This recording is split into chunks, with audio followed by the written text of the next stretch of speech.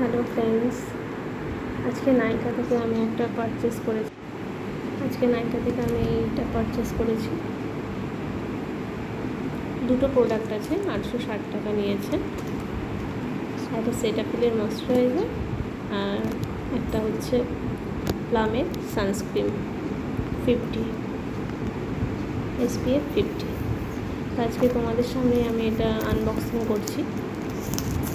আর তোমরা কে কোথা থেকে দেখছো প্লিজ কমেন্টে জানিও। আর প্লিজ আমাকে সাপোর্ট করো। আমার এই ভিডিও কীরকম করলে ভালো হয় প্লিজ সাজেস্ট করো। আর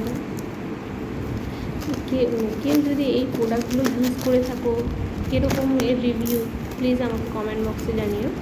আমি ফার্স্ট টাইম এটা ইউজ করবো, সুতরাং আমি একে ইউজ না করা অবধি আমি কোনো রিভিউ দিতে পারছি না।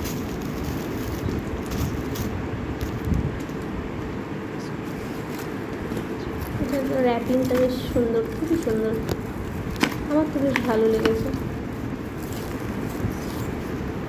সেটাফিলের এই ময়শ্চারাইজারটা 80 গ্রামের। এমনি আমি অনেক রিভিউ দেখেছি, ভালোই কমেন্ট দেখলাম, রিভিউ ভালো দেখলাম।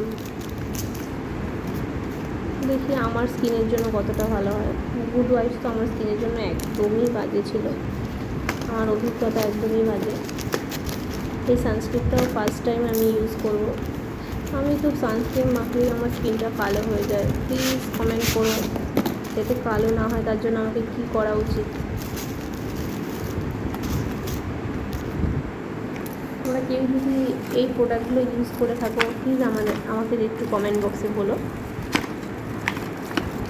বাই, আজকের ভিডিওটা এখানেই শেষ।